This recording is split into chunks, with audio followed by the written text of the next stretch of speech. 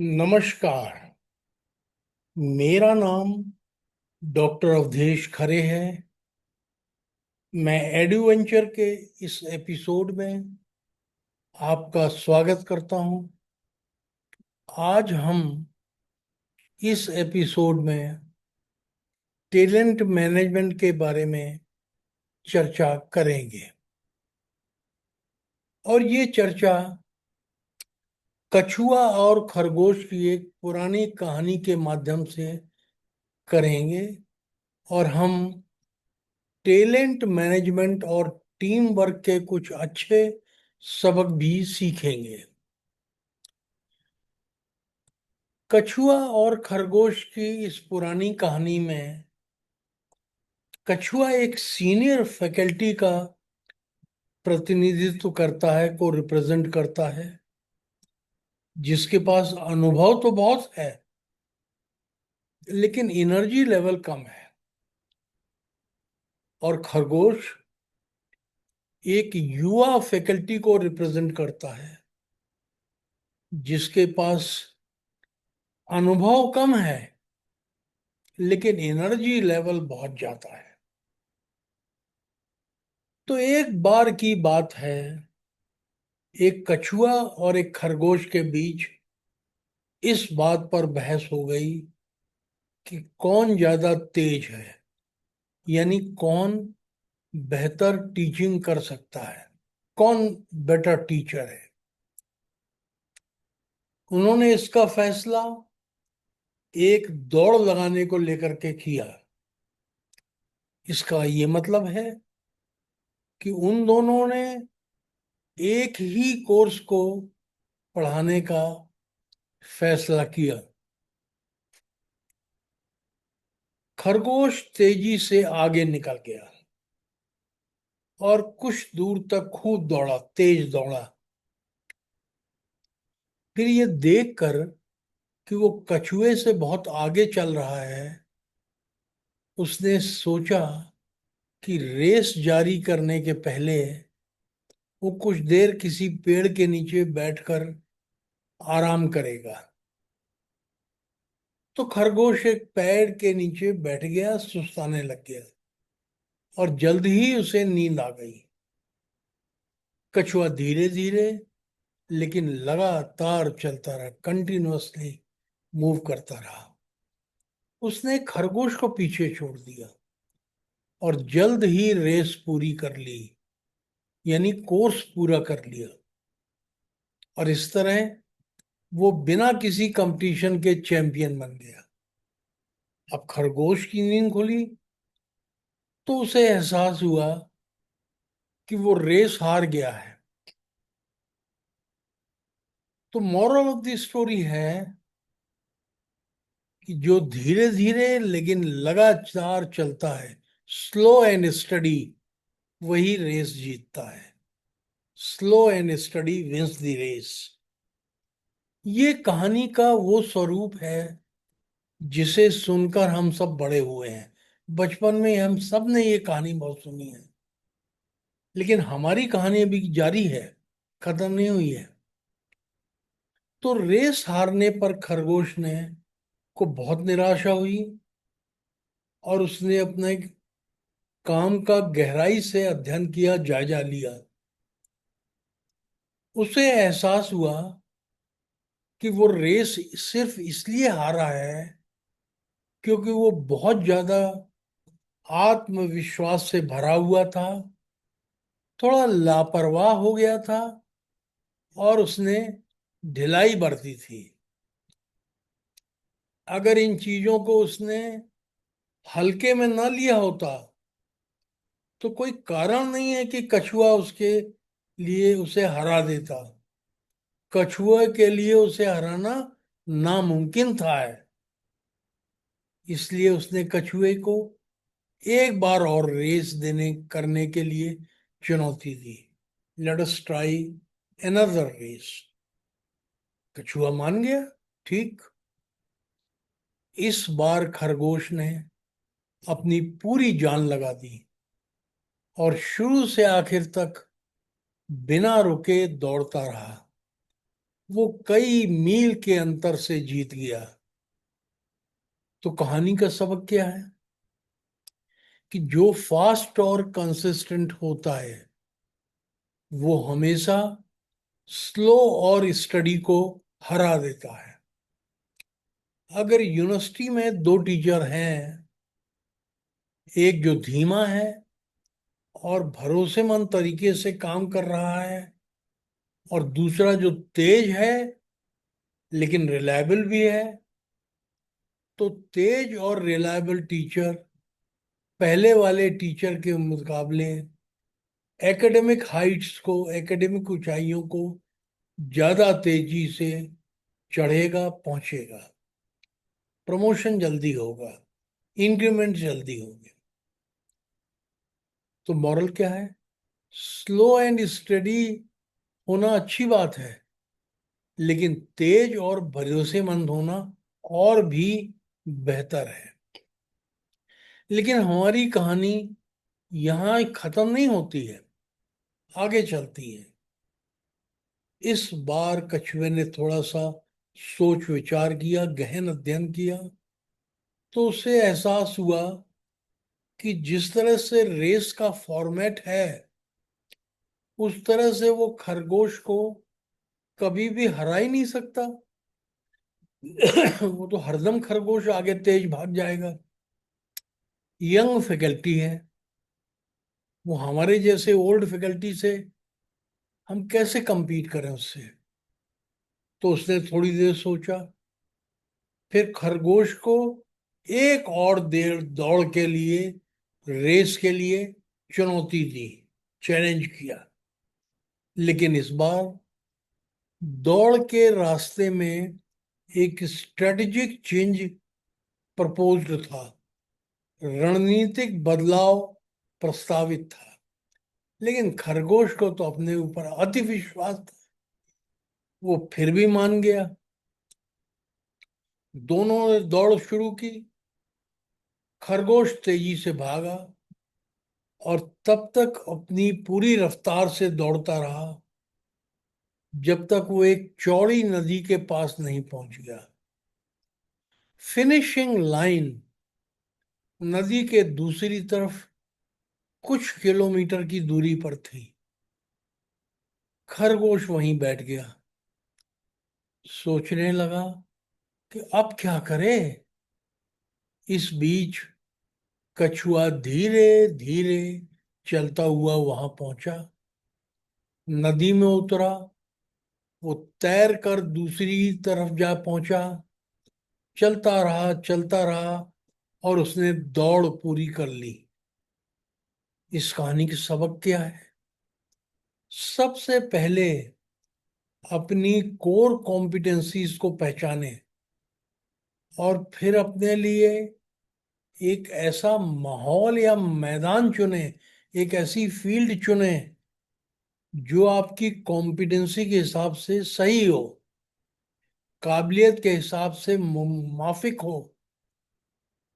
अगर आप यूनिवर्सिटी में हैं, एक अच्छे वक्ता हैं, बढ़िया लेक्चरर हैं, तो ये सुनिश्चित करें कि आप ऐसी प्रेजेंटेशन दें जिससे सीनियर मैनेजमेंट की नज़र आप पर पड़े।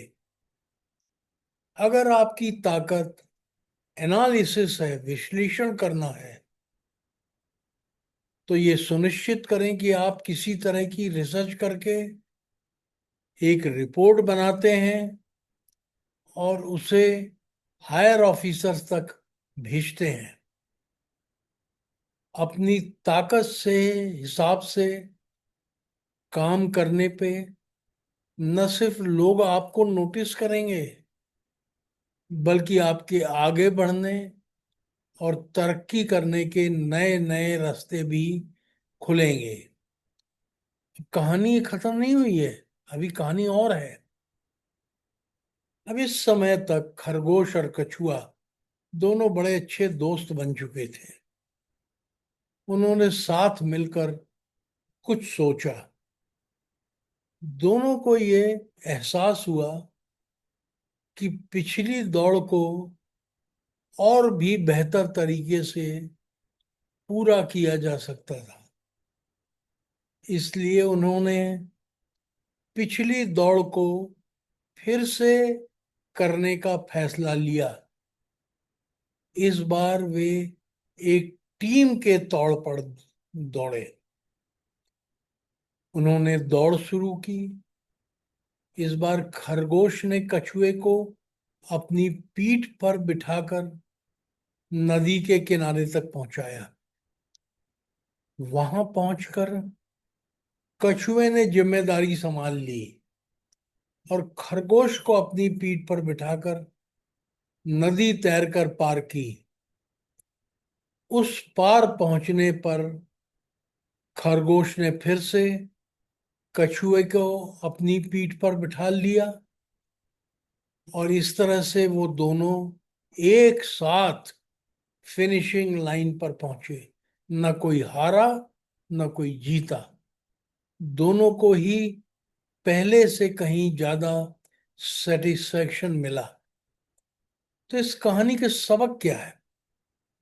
एक इंसान के तौर पर काबिल होना और अपनी कोर कॉम्पिटेंसीज में माहिर होना बहुत अच्छी बात है, लेकिन जब तक आप एक टीम के तौर पर काम करना नहीं सीखते और एक दूसरे की कॉम्पिटेंसीज का सही इस्तेमाल करना नहीं जानते, तब तक आपका प्रदर्शन हरदम औसत ही रहेगा, एवरेज रहेगा। जिंदगी में हमेशा ऐसी सिचुएशन आती है जहां आप शायद अच्छा प्रदर्शन न कर पाए, लेकिन आप अगर किसी और की मदद लेंगे तो संभवतः बेहतर प्रदर्शन कर सकते हैं इन ए टीम। तो टीम वर्क का मुख्य मतलब है हालात के हिसाब से नेतृत्व चुनना। सिचुएशनल लीडरशिप, जैसी सिचुएशन है उसी हिसाब से लीडर चुन लो। जिस व्यक्ति में किसी खास स्थिति के लिए सबसे ज्यादा काबिलियत हो, उसे ही लीडरशिप, नेतृत्व करने देना। ये टीम का मतलब होता है। इस कहानी से और भी कई सबक सीखे जा सकते हैं। ध्यान दें कि न तो खरगोश ने और न ही कछुए ने असफल होने पर हार मानी। अपनी असफलता के बाद खरगोश ने और ज्यादा मेहनत करने और ज्यादा जोर लगाने का फैसला किया। वहीं पर कछुए ने अपनी स्ट्रेटजी चेंज कर ली, क्योंकि वो पहले से ही पूरी ताकत लगाकर मेहनत कर रहा था। जिंदगी में जब भी फेल्योर का सामना करना पड़े, असफलता मिले, तो कभी कभी ज्यादा मेहनत करना सही होता है। कभी कभी स्ट्रेटजी चेंज करना और कुछ अलग तरीका आजमाना सही रहता है, और कभी कभी दोनों काम करना सही होता है। खरगोश और कछुए ने एक बहुत ही महत्वपूर्ण सबक सीखा कि जब हम एक दूसरे से मुकाबला करना छोड़कर उसके बजाय हालात से, सिचुएशन से मुकाबला करना शुरू कर देते हैं, तो हम कहीं बेहतर परफॉर्म करते हैं। संक्षेप में कहें तो खरगोश और कछुए की ये कहानी हमें कई बातें सिखाती है, कई शिक्षा देती है। पहला, असफलता का सामना होने पर कभी भी हार न माने। दूसरा, fast and consistent will always beat slow and steady. अगला, अपनी काबिलियत के हिसाब से काम चुनें और काम करें। चौथा, एक दूसरे से नहीं बल्कि सिचुएशन से मुकाबला करें। अगला, रिसोर्सेस को पूल करके, संसाधनों को इकट्ठा करके एक टीम के तौर पर काम करना हमेशा अकेले काम करने वाले व्यक्ति से बेहतर साबित होता है। तो आइए हम सब मिलकर एक टीम के तौर पर काम करें, शिक्षकों की एक टीम के तौर पर। अब ये टीचिंग एक बहुत ही जटिल और महत्वपूर्ण पेशा है, जिसे बिना किसी प्रशिक्षण या अनुभव को किसी को करने नहीं देना चाहिए। ट्रेनिंग देनी चाहिए, एक्सपीरियंस होना चाहिए। एक एक्सीलेंट शिक्षक वो व्यक्ति होता है जो छात्रों की मौजूदा समस्याओं को विशेष रूप से समझने में कैपेबल होता है और उनके समाधान सोचने में कॉम्पिटेंट होता है, और वो समाधान सीखने वाले में एनर्जी भर देते हैं, उसको उत्साह भर देते हैं। एक टीम लीडर और मेंटर के तौर पर हमें क्या करना चाहिए? क्योंकि अच्छे शिक्षक पैदा नहीं होते हैं, वे केवल और केवल बनाए जाते हैं। तो हमें भी मेंटरिंग का काम ढंग से करना पड़ेगा। रोजाना किए गए छोटे छोटे डेवलपमेंट चेंजेस और नए प्रयोग ही समय के साथ मिलकर बड़ी बड़ी उपलब्धियों का रूप ले लेते हैं। शिक्षण के प्रति पूरी तरह समर्पित रहें और अपने काम में इतने माहिर बने कि कोई भी आपके जैसा काम न कर सके। पढ़ाने का मतलब केवल पुरानी जानकारी को आगे खसकाना, बढ़ाना और सिलेबस पूरा करना नहीं होता, बल्कि पाठ्यक्रम को गहराई से खुद समझना और छात्रों को समझाना और नई जानकारी की खोज करना, न्यू इंफॉर्मेशन को डिस्कवर करना भी होता है। हमें नियमित तौर पर इंडक्शन और refresher faculty development programme sessions आयोजित करते रहना चाहिए, जिससे जानकारी के इस्तेमाल में विजडम का विकास हो सके। ऐसा करने से हमें निम्नलिखित बातें हम सीख सकते हैं। बच्चों को समझाने के वैकल्पिक तरीके खोज सकते हैं, अल्टरनेट मेथड्स खोज सकते हैं। कम शब्दों में, शॉर्ट में अपनी बात को समझा सकते हैं। लेक्चर देने के तरीकों में इनोवेशन कर सकते हैं।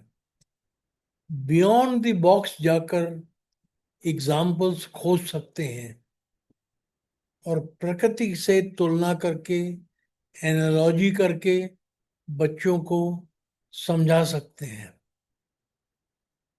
तो देखें, शिक्षक के कार्य में और मार्गदर्शक के कार्य में मुख्य रूप से क्या अंतर होता है।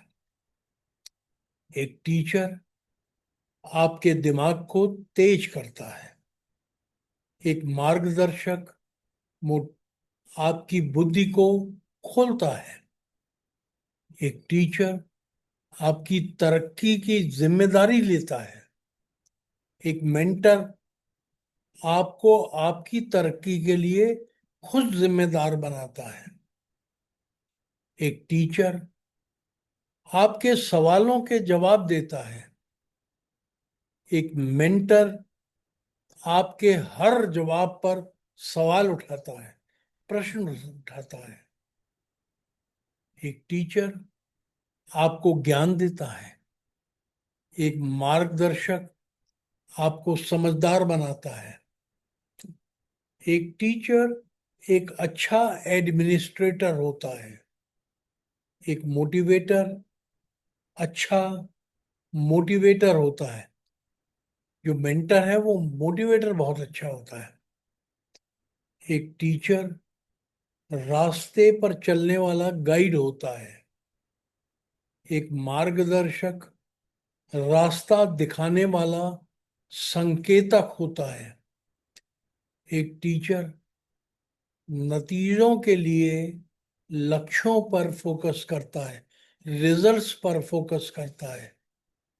एक मार्गदर्शक समर्पण के लिए लक्ष्यों पर फोकस करता है।